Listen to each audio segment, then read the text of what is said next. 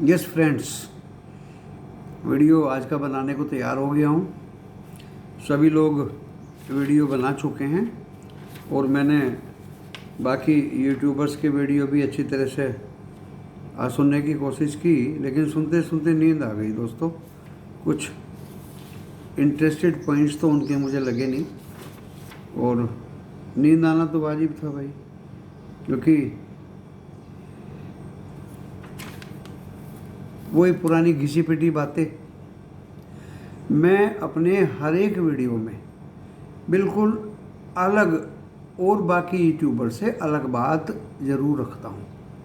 आप उसको सुनेंगे, समझेंगे तो डेफिनेटली कुछ ना कुछ कंक्लूड कर पाएंगे। आज भी मैं अपने इस वीडियो में, देखिए, मैं अपने बैठे बैठे मेहनत करता रहता हूँ दिन भर, और जहाँ मुझे उचित मनोरंजन लगता है मैं वहाँ करता हूँ। ये मेरी हॉबी है पिछले 35-40 साल से शेयर बाज़ार में, और कभी कोई नुकसान मेरा हुआ नहीं है। घर मेरा जगह जगहों पे है, दिल्ली में भी है, ओके, साबरमती में मेरा डेरा है, वहाँ मैं रहता हूँ, देहरादून में भी है, दूसरी जगहों पे। दोस्तों, शेयर बाज़ार से आप बहुत पैसा निकाल सकते हो। कल मैंने अपने पेडअप व्हाट्सएप ग्रुप की जूम मीटिंग की थी। आज दूसरे ग्रुप की रात को 8 बजे जूम मीटिंग है, और इस यूट्यूब चैनल पे ज़्यादा से ज़्यादा मेरे सब्सक्राइबर्स बने। बेल आइकन का बटन दबाएं ताकि ये वीडियो उनको टाइम से मिले, और उसके नीचे ज्वाइन का एक बटन मुझे यूट्यूब ने दिया है, और मुझे मेल भेज के इंस्ट्रक्शंस दिए हैं कि आप अपने लोगों को बोलिए कि वो ज़्यादा से ज़्यादा ज्वाइन करें। तो मैंने दोस्तों मिनिमम 89 मिनिमम रेट रखा है, वो जो यूट्यूब को जमा हो जाएगा पैसा, और यूट्यूब ने इंस्ट्रक्शन से दिए हैं कि आपको उनका जवाब तो देना ही पड़ेगा, चाहे वो कुछ भी क्वेश्चन करें इस यूट्यूब वीडियो चैनल पर वीडियो के कमेंट्स में, एंड आपको उनको जवाब देना पड़ेगा। और वो आपको अलग से भी मेल करेंगे तो भी आपको जवाब देना पड़ेगा। टेलीग्राम चैनल में भी उनके नाम से एक इमोजी, एक सिंबल होगा, ताकि आप समझ जाएं कि ये यूट्यूब ज्वाइन कर चुके हैं। तो दोस्तों, वहाँ भी मुझे उनको उनके क्वेश्चन का जवाब देना पड़ेगा। तो जहाँ भी मेरे से क्वेश्चन पूछेंगे, जो यूट्यूब मेंबरशिप ले लेंगे उन लोगों के लिए, तो मैं आज इसके कमेंट्स में भी, डिस्क्रिप्शन बॉक्स में भी इंस्ट्रक्शंस डाल रहा हूँ कि ज़्यादा से ज़्यादा लोग यूट्यूब 89 रुपीज़ दे के ज्वाइन करें और अपने क्वेश्चन पूछें। एंड टेलीग्राम पे तो मैंने डाल दिया है, वहाँ से भी कुछ बच्चे लोग यूट्यूब के ज्वाइन बटन को दबाएं और 89 दे करके वो अपने हक को जता सकते हैं कि आप हमें क्वेश्चन का जवाब दीजिए। दोस्तों, अब आप कहेंगे कि आज छुट्टी के दिन आपने क्या किया। मैंने वादा किया था, कल तो मैंने आपको एक जनरल अवेयरनेस की बात बताई थी। जिस तरह से इतने डीमेट खुल गए हैं और तरह तरह के टैक्सेस ये डीमेट वाले लोग ले रहे हैं, चाहे वो कोई भी डीमेट हो दोस्तों, कोई नहीं छोड़ रहा है। ज़बरदस्त ब्रोकरेज, ज़बरदस्त एसटीटी ट्रांजैक्शन और पता नहीं क्या क्या। तो मेरी सबसे पहले तो विनती है कि कम से कम ट्रेड करिए, और जिस ट्रेड में आपको फ़ायदा हो वही ट्रेड करिए। और बच्चे लोगों को तो मैंने कल जूम मीटिंग में भी 1-2 स्टॉक एक बच्चे को दिया था, और मैं समय समय पर सब कुछ बताता रहता हूँ, आप लोगों को भी देता रहता हूँ। तो दोस्तों, एजुकेशनल पॉइंट ऑफ व्यू से मेरे वीडियो है जो इस यूट्यूब चैनल पे मैं आपको बता रहा हूँ। इसमें मेरा कोई आपके प्रॉफिट और लॉस से लेना देना नहीं होगा। वो तो अपने आप पर्सनल फाइनेंशियल एडवाइज़र से सलाह लेके इसमें ख़रीद फरोख्त करें। मेरा चैनल और मैं आपके नुकसान की जिम्मेदारी नहीं लेंगे। तो दोस्तों, ये तो एक डिस्क्लेमर होता है। दूसरा डिस्क्लेमर, यूट्यूब ने कहा कि आप बच्चे लोगों को, मेंबर्स को, व्यूवर्स को ज्वाइन कराइए यूट्यूब, तो वो 89 रुपीज़ जो चार्जेस रखे हैं यूट्यूब ने, मैंने मेंशन कर दिए हैं। आप की इच्छा करे तो ज्वाइन कर लीजिए। मैं आपको हर एक क्वेश्चन का जवाब दूंगा। पहले भी मैंने बहुत क्वेश्चंस के जवाब आपको दिए हैं, और आज मैंने 15 स्टॉक्स तो ये मेरे हाथ में हैं जो पहले दिए थे, और दोस्तों मैंने 18 स्टॉक्स आज छांटे हैं। आपको एश्योर कर दूं, ये काम मैंने लास्ट ईयर अक्टूबर नवंबर में किया था दोस्तों, और उसके बाद 18,604 निफ्टी 50 टच किया था, और बैंक निफ्टी भी खतरनाक स्तर पर पहुंच गया था दोस्तों। और अच्छा खासा प्रॉफिट मेरे इन 30-32 स्टॉक्स ने आप लोगों को दिया, पक्का दिया, मुझे भी दिया। अब आप कहेंगे कि अब इसको क्या जुकाम हो गया है? वो जुकाम की दवाई और क्या हो गया है उसी को ढूंढने में मैं आज का समय लगा दिया दोस्तों। मैं आपको एश्योर करता हूँ, बिल्कुल यूट्यूबर से अलग। देखिए, भविष्यवाणी तो मैं 2 मिनट में 1 मिनट में आपको बता दूंगा। भविष्यवाणी जिस तरह से लोग सुबह से पका रहे हैं कि 2 साल पहले इतने का खरीदा था, 2 साल पहले इतने का खरीदा था, फिर 1 साल में इतने का बेचा था, फिर आज इतने का खरीदा था, फिर इतने का बेचा था। देखिए, वो जिसको जहाँ शूट करता है, चाहे वो FII हो, चाहे DII हो, चाहे प्रमोटर्स हो, वो तो उस मौके पे बेचेंगे भी और खरीदेंगे भी। सीधी सी बात है। अब FII के पास इक्विटी कुछ रहा नहीं है, अब वो क्या बेचेंगे? ऐसा नहीं है दोस्तों, FII के पास अभी भी बहुत कुछ है। तो अब आप कहेंगे कि आपने क्या तलाश किया, वो जल्दी से हमें बता दीजिए दोस्तों। देखिए, मेरे तजुर्बे से मैंने पहले ही एहसास कर लिया था कि ये अपोलो हॉस्पिटल 5,950 रुपये कहाँ भाग रहा है।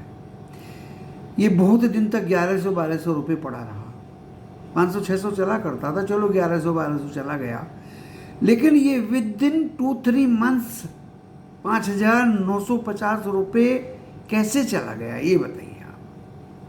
तो इसका आज मैंने फाइंड आउट किया कि भाई तो इतनी ऊपर में क्यों गया, और आज 3500 रुपये का भाव है। आज अभी भी ज़्यादा है दोस्तों, अभी भी बहुत ज़्यादा है, अभी भी 11 प्राइस बाई बुक वैल्यू है इसकी अभी भी। तो दोस्तों मैंने इसकी स्टडी की कि भाई तुम इतने ऊपर क्यों गए थे। दोस्तों, इस अपोलो हॉस्पिटल में FII ने ज़बरदस्त माल बेचा, FII ने ज़बरदस्त माल बेचा, और इसको DII ने भी ज़बरदस्त बेचा, और काफ़ी नीचे इसको बेचते बेचते वो लोग ले आए, क्योंकि ऊपर में कोई फंसना नहीं चाहता, ऊपर में कोई फंसना नहीं चाहता। आज भी काफ़ी कुछ इक्विटी FII की इस अपोलो हॉस्पिटल में है। तो ये तो मैंने आपको अपोलो हॉस्पिटल की बात बताई। फिर दोस्तों मैंने टाटा पावर पकड़ा, जहाँ बच्चे लोग परेशान हैं कि सर ये ऊपर से नीचे क्यों गिर गया। दोस्तों कंक्लूड में बताऊंगा, पहले बात करके। टाटा पावर 295 रुपये मैंने बता दिया था, 4-5 पॉइंट लेके और मैं स्केल लेके एक ग्राफ पेपर पे एक्स्ट्रापोलेट कर देता हूँ, जहाँ वो लाइन वर्टिकल लाइन को जहाँ मेरी लाइन कट करेगी that will be the maximum point, and नीचे की तरफ हॉरिजेंटल को जहाँ वो कट करेगी that will be the minimum point. It is very simple, सब लोगों को बता दूंगा, सिखा दूंगा। 295 पे वो कट कर रही थी, मैंने बोल दिया था कि इससे ऊपर इसके जाने की गुंजाइश नहीं है दोस्तों। जब शेयर का भाव 260 रुपये था, 295 पे ही आप लोगों ने खरीदा, बहुत लोगों ने खरीदा। सवाल मेरा ये उठता है कि अपोलो हॉस्पिटल 5,900 पे क्यों खरीदा? अरे 295 पे टाटा पावर क्यों खरीदा? लेकिन फिर भी लोग नहीं मानते, फंस जाते हैं, फिर बोलते हैं कि सर अब बताओ क्या करें।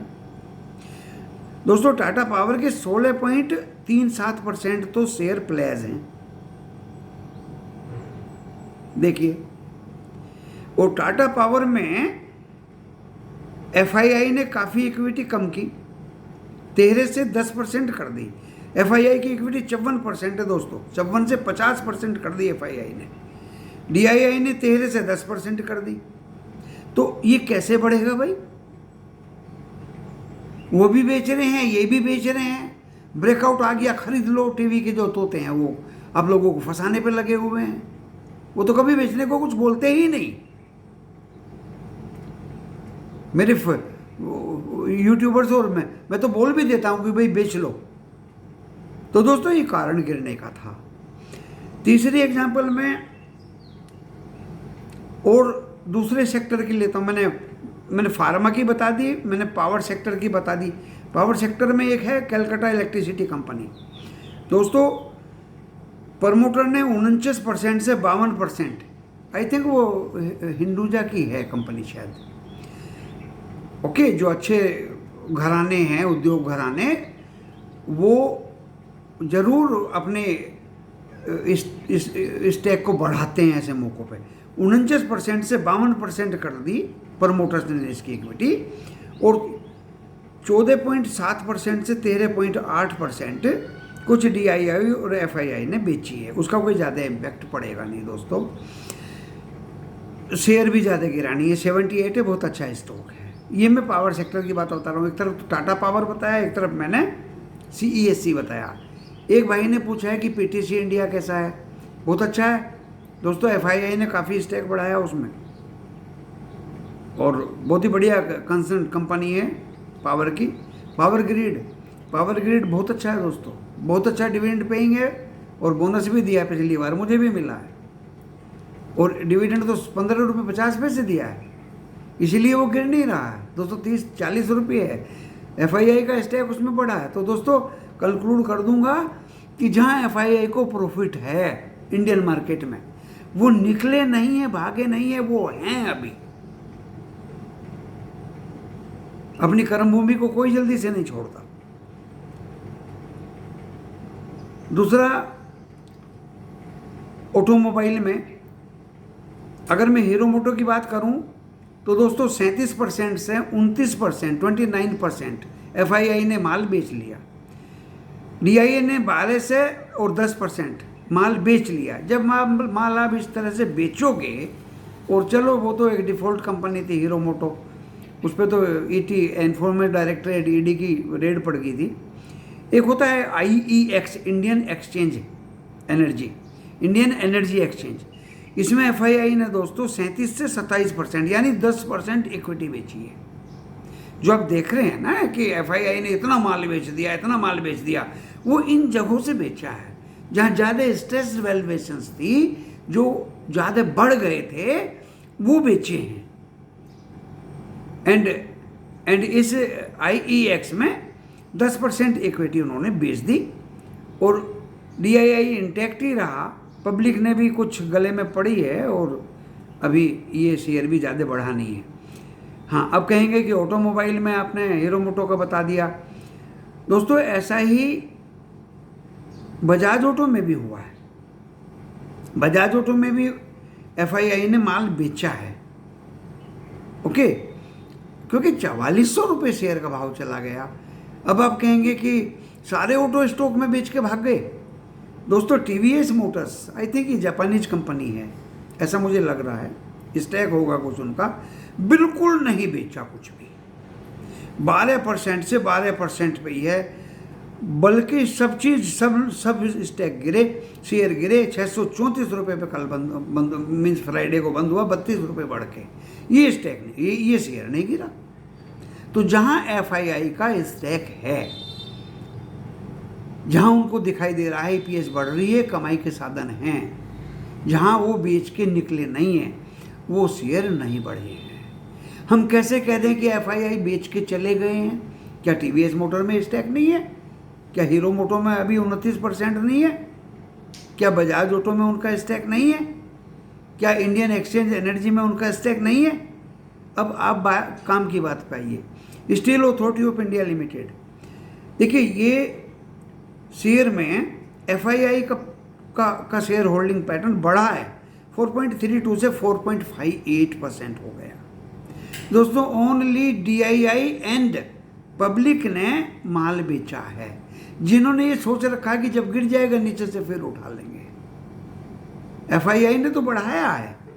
टिस्को में दोस्तों 18 से 22% बढ़ाया। ये मैं आपको मार्च 2021 और मार्च 2022 के बीच का डाटा बता रहा हूँ भाई, अप्रैल मई का मेरे पास नहीं आया।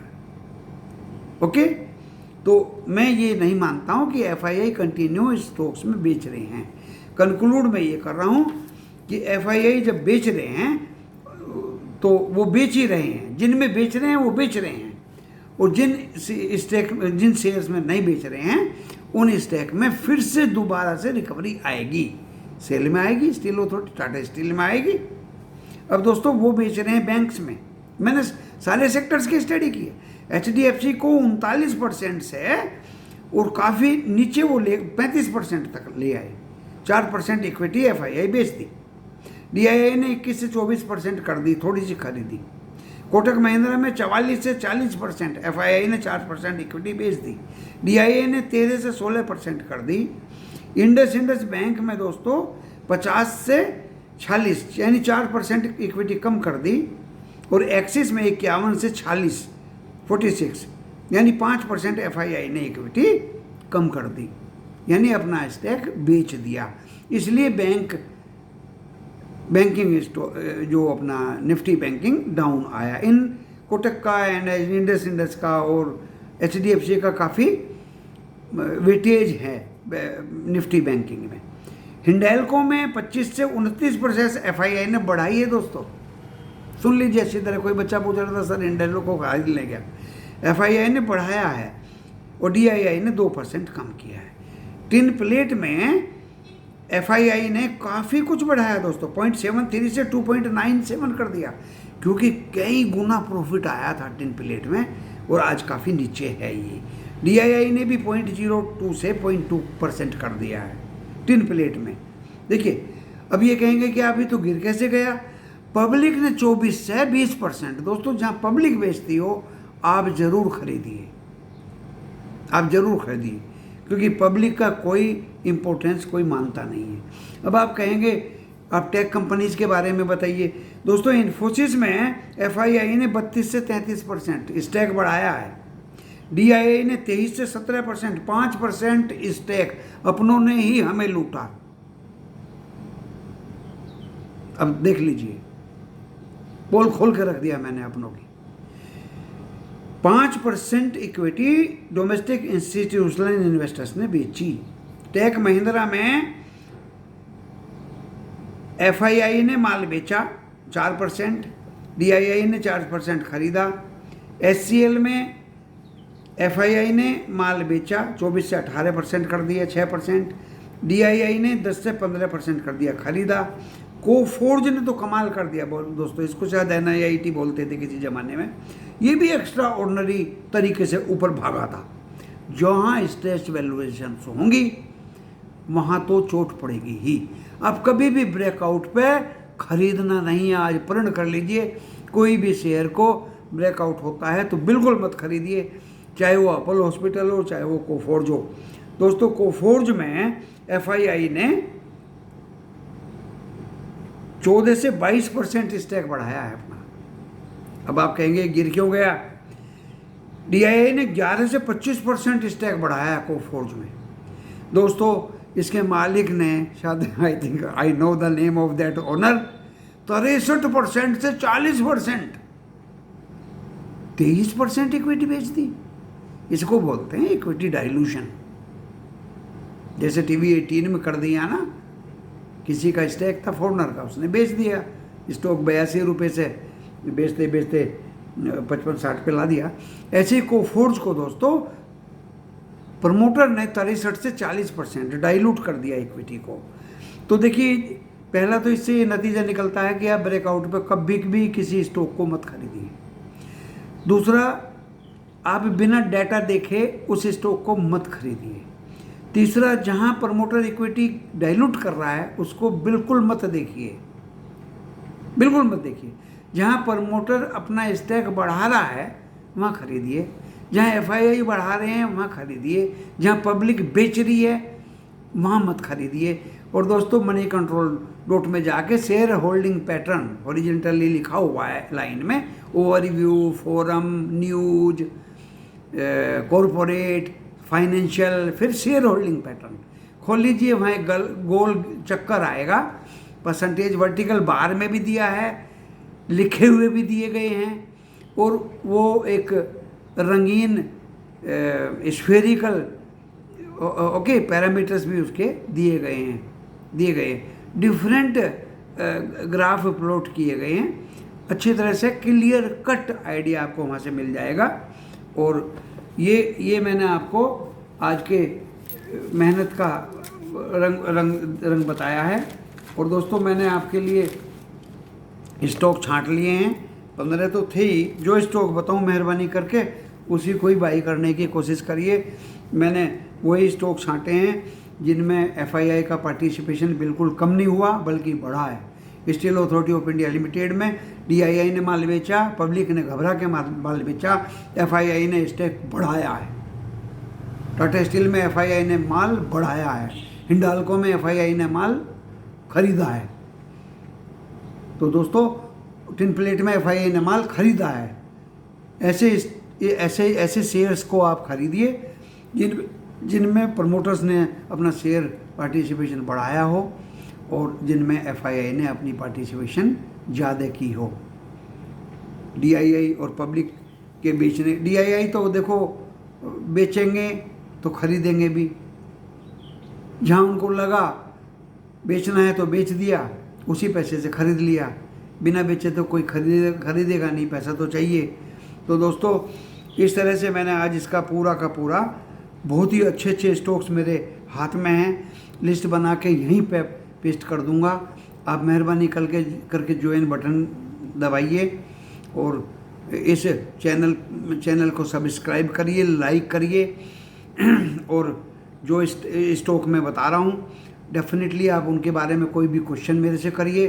30, 32, 35 स्टॉक बहुत होते हैं और आप अगर इधर उधर के कोई स्टॉक्स को बात करेंगे और ख़रीदने की कोशिश करेंगे तो दोस्तों देखिए उस हर एक स्टॉक के एनालिसिस में मेहनत करनी पड़ती है, हर तरह की जांच करनी पड़ती है, हर तरह की परख देखनी पड़ती है।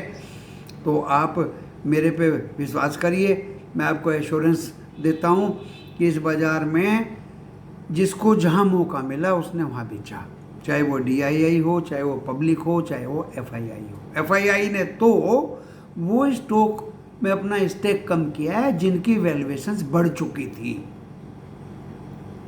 डीआईआई ने बढ़ चुकी हो या घट चुकी हो, जहाँ भी मौका मिला वहीं हथौड़ा मारा। और दोस्तों पब्लिक तो आप जानते ही हो, ज़रूरत है तो वो, मैंने भी एक ज़माने में ज़रूरत है तो कहीं भी बेच देते हैं। तो ऐसा नहीं है कि एफआईआई भाग गए हैं, एफआईआई ने माल बेच दिया है। वो बेच रहे हैं जिनकी वैल्यूएशंस बहुत बढ़ गई हैं। दोस्तों अबोट फार्मा का शेयर है 40-42 4200 चला करता था, 4200-4500, वो 20,000 हो गया।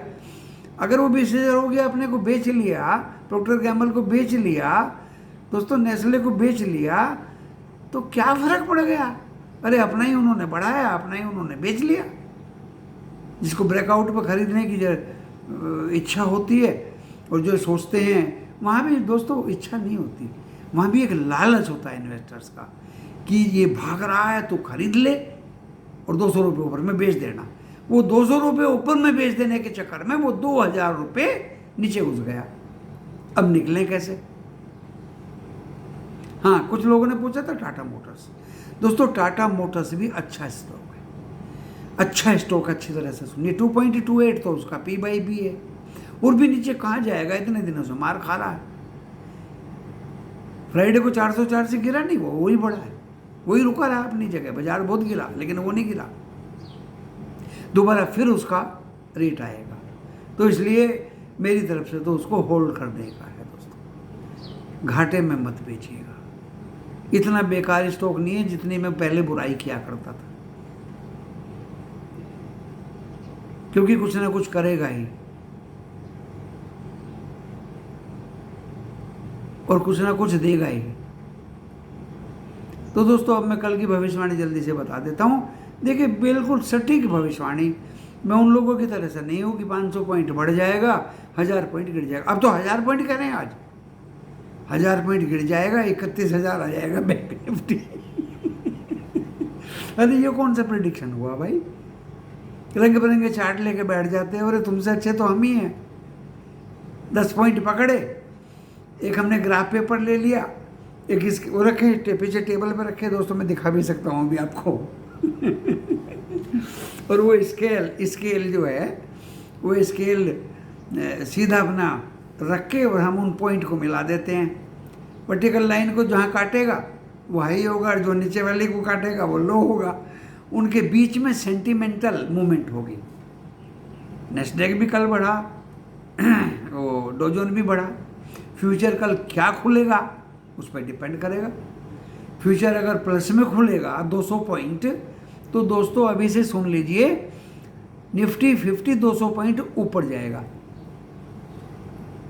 जो 15,735 है या 742 है, 15,700, वो 15,900 तक चला जाएगा दोस्तों,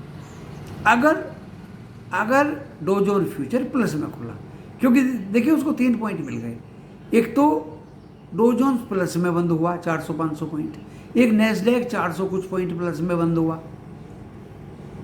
फिर ऊपर से डॉ जोन्स फ्यूचर अगर 200 पॉइंट प्लस खुलेगा तो देखिए गैप अप तो खुलेगा ही खुलेगा। तो 7 बजे या 8 बजे, जो 7 और 8 के बीच में जो मेरा वीडियो आएगा उसमें मैं तो क्लियर ही बता दूंगा, और बता के दूंगा, आपको खुद पता चल जाएगा कि गैप अप खुलेगा। हाँ, अगर डॉ जोन्स फ्यूचर माइनस में खुला, 100 पॉइंट माइनस अगर खुला तो दोस्तों हमारा निफ्टी 50 15,735 के आसपास ही खुलेगा, आसपास ही खुलेगा। बैंक निफ्टी 33,121 पे बंद हुआ। 33,000 भी उसने तोड़ दिया था, बहुत बुरी तरह से गिरा फ्राइडे को, और इस पे भी फर्क पड़ेगा। अगर डॉ जोन्स फ्यूचर प्लस में हुआ 200 पॉइंट तो बैंक निफ्टी 200 पॉइंट मैक्सिमम 33,350 तक जा पाएगा। 33,200 पॉइंट लगाओ, 121 प्लस 200, ओके, तो ये हो जाएंगे 33,350, 33,350, यानी 33,500 को क्रॉस करने की ताकत निफ्टी बैंक में नहीं है। और अगर वो डॉ जोन्स फ्यूचर माइनस में खुला तो बैंक निफ्टी 33,000 के नीचे खुलेगा और वो 32,500 की तरफ को जाएगा। मैं अपने चार्ट से वो इन बिटवीन सेंटीमेंट्स जोड़ के आपको बता रहा हूं किस तरह से सेंटीमेंट्स मूव होंगे।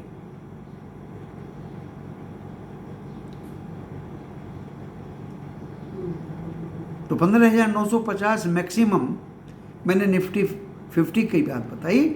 33,500 33,350 मैंने बैंक निफ्टी की बात बताई। और अगर ये माइनस में खुलता है डॉ जोन्स फ्यूचर कल सुबह को 100 पॉइंट तो निफ्टी 50 17,700 के आसपास खुलेगा और बैंक निफ्टी 33,000 के आसपास खुलेगा और नीचे की तरफ 32,500 तक खिसक जाएगा। ये मेरी साफ साफ भविष्यवाणी है। ओवरनाइट क्या डेवलपमेंट होगा और कल सुबह को डॉ जोन्स फ्यूचर्स क्या रंग दिखा के लाएगा, उस पर बहुत कुछ डिपेंड करेगा दोस्तों। और मैं कल 8 बजे से पहले एक वीडियो आपके सम्मुख रखूंगा जिसमें पक्कम पक्की करेक्ट भविष्यवाणी आपके सामने पेश की जाएगी।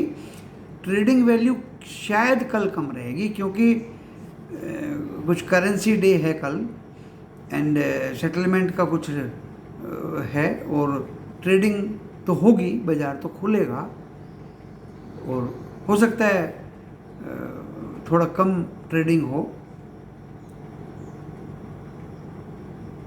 तो वो देखना पड़ेगा। और मेरे ख्याल से टर्नओवर कम होगा तो बाज़ार में खेलने वाले तो खेलेंगे, काम करने वाले तो करेंगे। तो मैं इसी अपनी भविष्यवाणी के साथ में इस वीडियो को यहीं विराम देता हूँ। नमस्कार।